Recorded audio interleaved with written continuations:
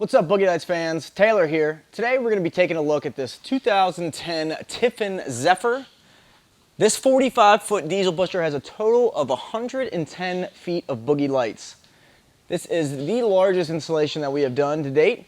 It has a total of 71 feet of Boogey lights just on the underglow alone. As you can see right now, the front of the rig is operating independently. Both sides are, that is. That is because it is using our dual zone controller.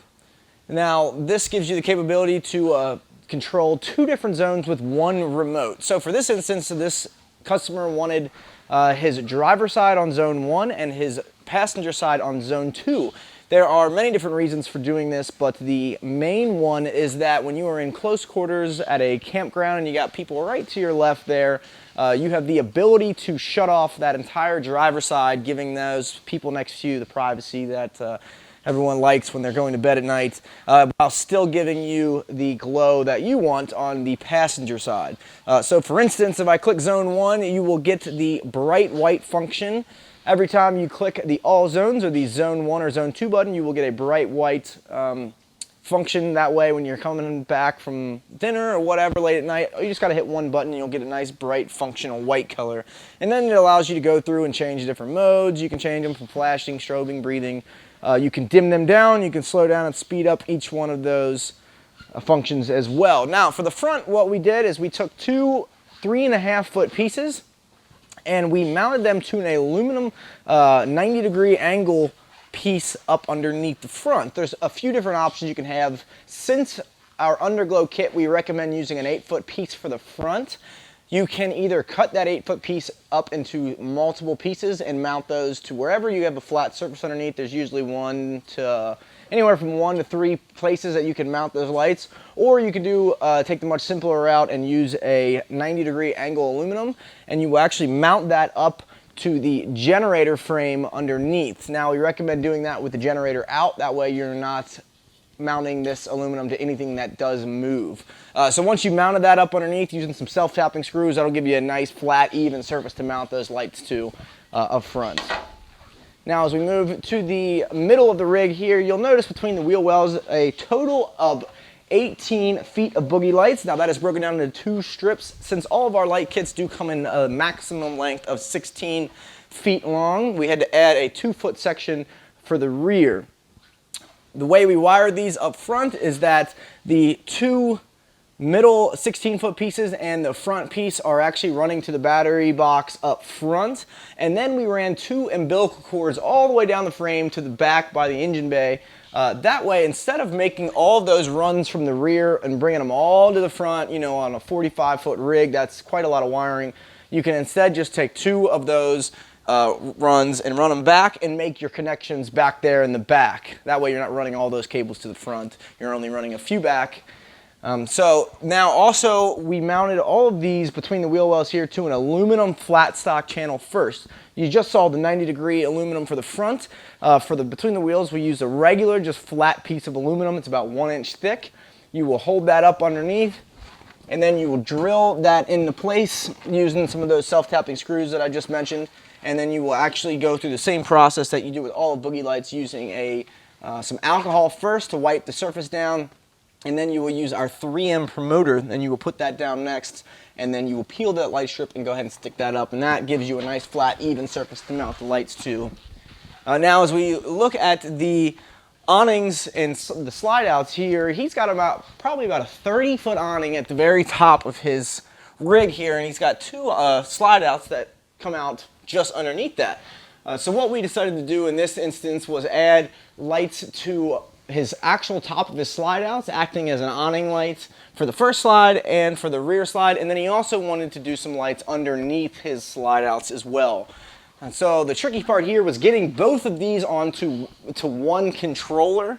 We did put him on a dual zone controller as well, so that way his awning is on zone 1 and his underglow is on zone 2. So if he wants to shut off his awning, that gives him kind of like a nice ambiance lighting, you know, something a little more subtle at night. And then if he wants to turn on his awning lights, he gets a lot more bright functional light that he can use when he's just kind of needing to do things around the campsite. That is the cool thing about this dual zone feature. It does allow you to turn straight on to bright white, or if you set a function, say I set it to a color changing function and then I turn it off, when I turn it back on, it'll be right back at that same function that it was at before. So it does, if you have, if you're out for 4th of July weekend and you have red, white, and blue function saved, as soon as you turn that off and then you turn it back on, it will come right back onto that last saved function you have. Unless you press that all zones or that zone 1 or zone 2 button, then you will get back to the bright white. Now, if you move to the rear of the rig, you'll notice we got some light behind the tag axle itself.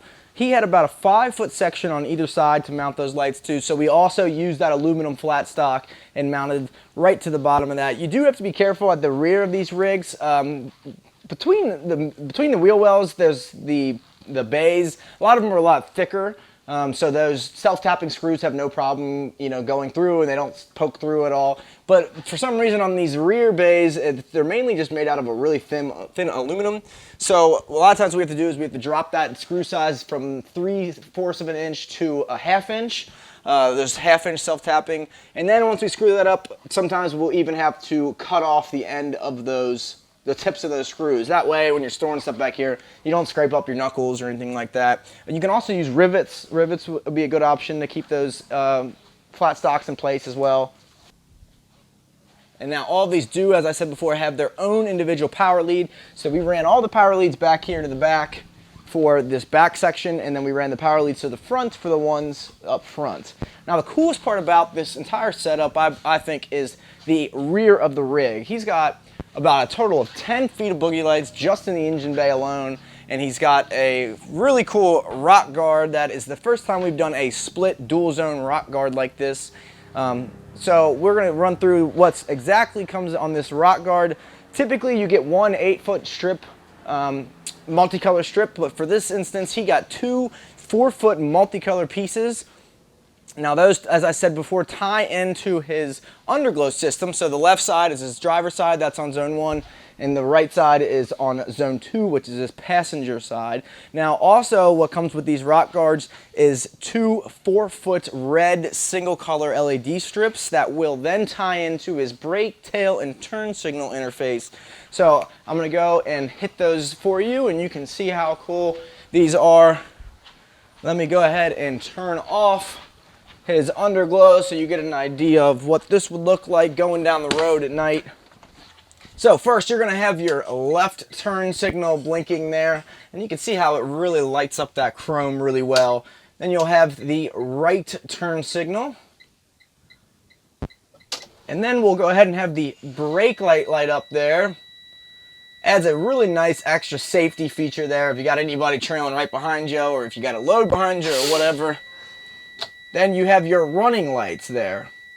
Now, as you see with the running lights on, you can also hit the turn signal since they are using individual diodes that are within those LEDs. One diode will be lighting up the running light while another one lights up the tail and turn. Alright, so now that we've taken a look at the rock guard, we'll walk over here and we will take a look at the brains of the operations for the underglow, that is.